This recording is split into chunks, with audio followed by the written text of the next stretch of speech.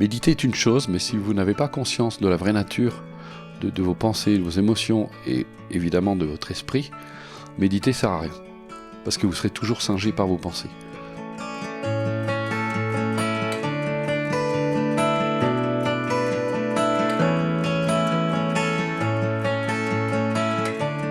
Tant que justement vous n'arrivez pas à comprendre la vraie nature de vos pensées, c'est-à-dire qu'elles sont vides d'existence propre, elles sont insubstantielles, elles n'ont pas de pouvoir.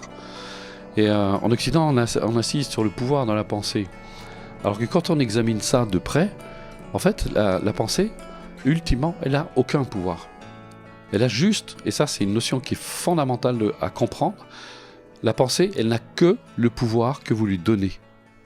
C'est parce que vous donnez du pouvoir à votre pensée qu'elle en a. Autrement dit, le pouvoir, comment elle l'obtient? Par l'adhésion, par l'identification. C'est parce que vous êtes identifié à vos pensées. Et ce qui faisait dire à Kimby, votre vie n'est rien d'autre que le reflet de vos propres pensées. Le problème, c'est que vous avez peu conscience de vos pensées. Et donc la première chose que va opérer justement la méditation, c'est qu'elle va le mettre à jour justement ces pensées.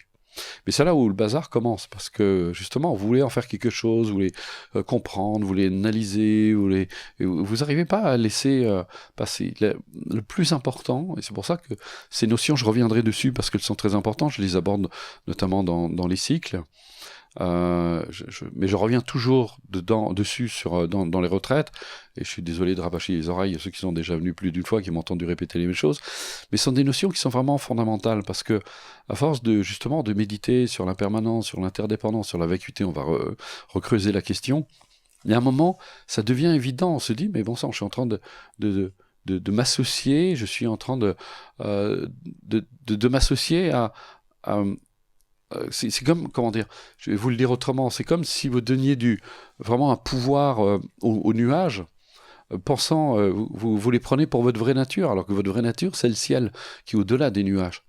Et les nuages, vous regardez, ils ont justement leur nature, elle est impermanente. C'est qu'ils changent sans arrêt, ils se transforment tout le temps, à la faveur des différentes causes et conditions qui les favorisent. Donc vous assistez à un phénomène changeant qui, ultimement, n'a pas de réalité solide, d'identité solide. C'est ça que ça veut dire, en fait, ce qu'on appelle la vacuité.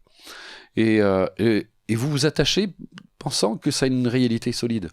Alors que ça n'a pas. Et vous voyez, comme vous vous bagarrez avec vos pensées, vous dites, je ne veux pas voir ça, je ne veux pas ressentir ça, je ne veux pas éprouver ça, etc. Mais vous êtes tout le temps en bagarre avec vous-même. Et comment vous les tempez si vous êtes tout le temps en bagarre avec vous-même? Parce que vous ne réalisez pas la vraie nature. Et quand je dis de réaliser, c'est pas comprendre intellectuellement, c'est vraiment réaliser. Et c'est pour ça que ce qui est le plus important, et c'est pour ça que le silence va être très utile, parce que ça va vous aider justement à accueillir ce que vous ressentez, sans vous bagarrer. Et plus vous allez accepter ce que vous ressentez, plus vous allez vous laisser traverser par ce que vous ressentez. Et c'est comme des nuages qui passent dans le ciel. Et bien justement, on vous dit, tiens, j'ai une grosse vague d'émotions qui est passée, mais moi je suis toujours là. Il y a quelque chose qui est toujours là, présent, en arrière-plan. Je vois bien les pensées, je vois bien les émotions qui passent, qui se produisent, mais il y a quelque chose toujours en arrière-plan qui demeure, qui reste, lui, inchangé. Et là, vous avez la possibilité de réaliser votre vraie nature. Et si vous comprenez ça, c'est quelque chose d'extraordinaire. Ils pensent méditer, ils sont dans ce que les bouddhistes appellent la méditation des dieux. Ils sont dans une espèce de tranquillité, mais il se passe rien en fait. Puis après ils sortent de chez eux, une personne leur fait une remarque, pof, ça y est, ils sont partis dans leur réaction, il n'y a rien qui a changé. Donc c'est pas... Moi, mon objectif, c'est vraiment que vous preniez conscience vraiment de votre vraie nature, mais pas de manière intellectuelle, mais de manière réelle, directe. Et il y a plein de façons de faire. Donc vous allez voir, parfois, c'est vrai que je peux faire des choses un petit peu déroutantes. C'est vous dire, mais c'est bizarre, je suis dans un stage de méditation, on a notre rituel, le matin on s'assied, on médite, on a les cloches qui sonnent, on a le machin, et puis tout le bazar. Ben non, moi je fais pas ça, je m'en fous, ça m'intéresse pas. Si vous repartez, parce que quand je vois des gens qui vont faire zazen ou qui font vipassana et puis qui au bout de 10 jours de vipassana, alors même s'ils sont bien, sauf qu'ils repartent avec une sciatique, mais et qui sont exactement comme ils étaient avant, je me dis, je vois pas à quoi ça sert, je vois pas l'intérêt. Bon, mais comme j'ai eu beaucoup de maîtres assez déroutants, d'ailleurs très peu conventionnels, donc j'ai un peu hérité de cette école que j'apprécie beaucoup parce que ça fait des êtres vivants. Parce qu'il y en a, ils sont morts sur leurs affous. Ils sont éteints comme... je sais pas, l'impression, je sais pas, ils attendent des choses comme ça. Ça veut pas dire que c'est pas utile, bien sûr. C'est bien de le faire aussi. Mais vous pouvez comme ça pratiquer pendant 10 ans, 20 ans. Je me souviens d'ailleurs, il y a pas très longtemps, enfin il y a pas très longtemps, je crois que c'était l'année dernière, personne qui m'avait écrit dans un désarroi complet, 30 ans de méditation, Qigong, prof de Tai Chi, de Qigong, etc. Et sa femme est décédée, il était dans un état de révolte complète, il dit tout ça, ça sert à rien, méditation, ça sert à rien, ça m'a pas aidé du tout, je suis complètement à l'envers maintenant que ma femme est décédée, je suis dans une souffrance abominable. Et je lui dis oui, je comprends. Bien sûr, je comprends. Et c'est là où c'est important de comprendre. Ça, c'est une notion qui est indispensable. C'est pour ça que je vous parlais du voir. Et ça, s'il n'y a pas de claire conscience, il ne peut pas y avoir de changement. Et c'est quoi? Il y a des différentes étapes. Vous m'avez, pour ceux qui suivent les cours, vous m'avez entendu le dire, mais c'est des notions qui sont importantes. Il y a d'abord l'écoute, on entend ce qui est dit, etc. À condition qu'on ne soit pas dans une écoute discursive où, ouais, là, je suis d'accord, ah, là, c'est intéressant, etc. Là, c'est le mental qui est en train de bavarder pendant qu'on écoute, donc on n'écoute pas en réalité. Et ça, c'est la première chose. Deuxième étape, c'est la compréhension. La compréhension, d'arriver à une compréhension juste. Mais ce qu'il faut comprendre, c'est que cette compréhension aussi s'affine au fil du temps. Par exemple, si je vous parle d'impermanence, vous allez dire, ah bah oui, ça y est, je comprends, vous avez lu des livres sur l'impermanence, etc. Puis vous dites, ça y est. Mais ça va s'affiner avec le temps. Mais ça va pas, ça n'apportera strictement aucun changement. Vous allez dire, bah, à quoi ça sert? À passer à l'étape suivante, la réalisation. C'est seulement quand vous réalisez, quand vous avez, justement, c'est ce que j'appelle cet éclair lumineux.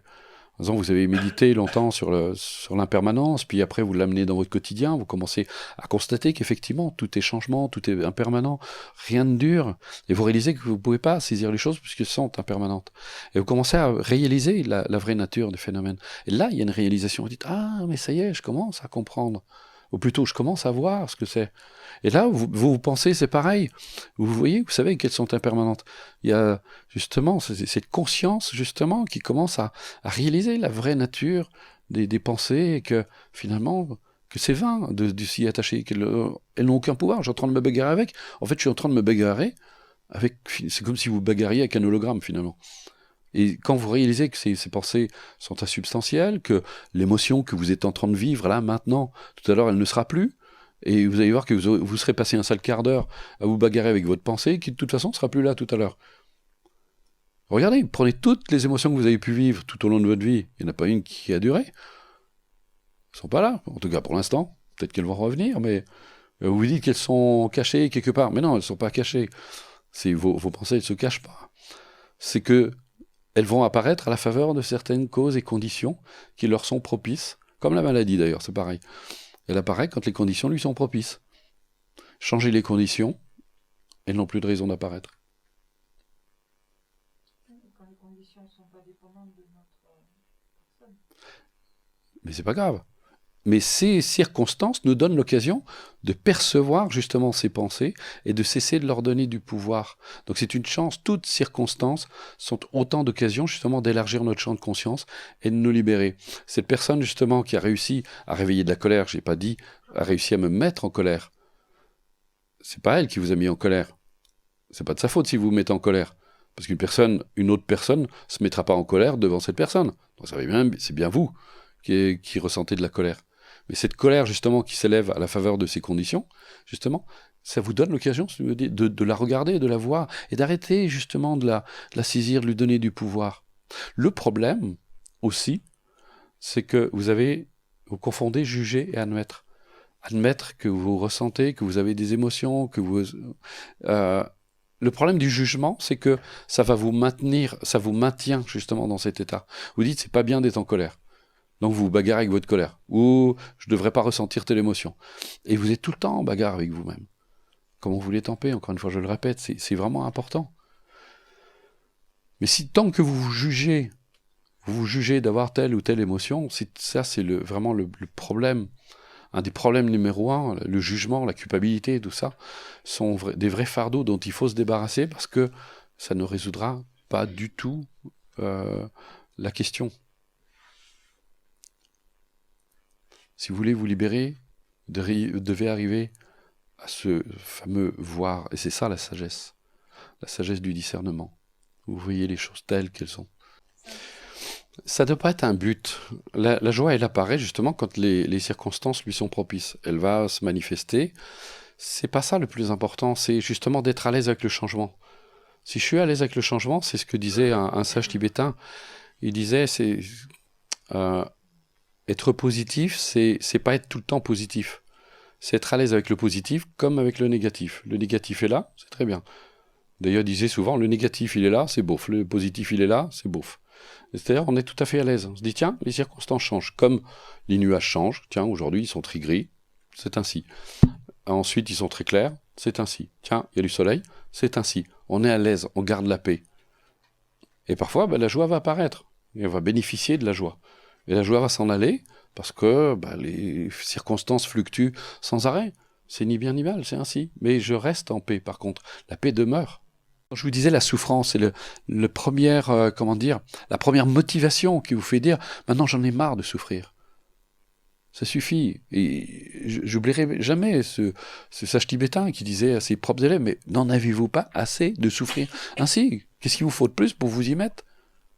Et les gens, ils ont toujours une bonne raison de ne pas pratiquer. Alors, ils remettent à demain, ils remettent à demain, ils remettent à demain. Ou ils pratiquent un petit peu de temps en temps, comme ça, vous savez, un peu comme un loisir. C'est pour ça que je vous disais que le bonheur, c'est exigeant. Ça nécessite quand même un minimum de discipline, de rigueur, etc. Mais et après, vous vous installez dedans, ça devient une habitude. Mais il y a un moment où vous dites, bon, stop, ça suffit. Et la méditation, ça marque un temps d'arrêt. Vous dites, vous n'alimentez plus, vous restez là présent. Bien présent, et vous laissez être, et vous n'alimentez plus. Et parallèlement, vous utilisez les antidotes, vous pratiquez l'antidote, qui correspond à votre souffrance. Vous savez l'habitude de la colère, pratiquez la compassion. Vous avez une tendance à la jalousie, pratiquez la joie, réjouissez-vous du bonheur des autres. Parce que le jaloux, il ne sait pas se réjouir du bonheur des autres.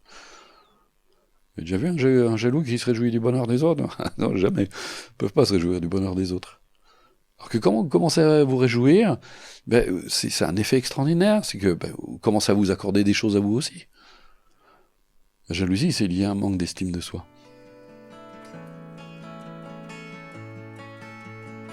Le problème, c'est pas tant que vous pouvez pas recevoir, c'est que vous ne vous accordez pas de recevoir.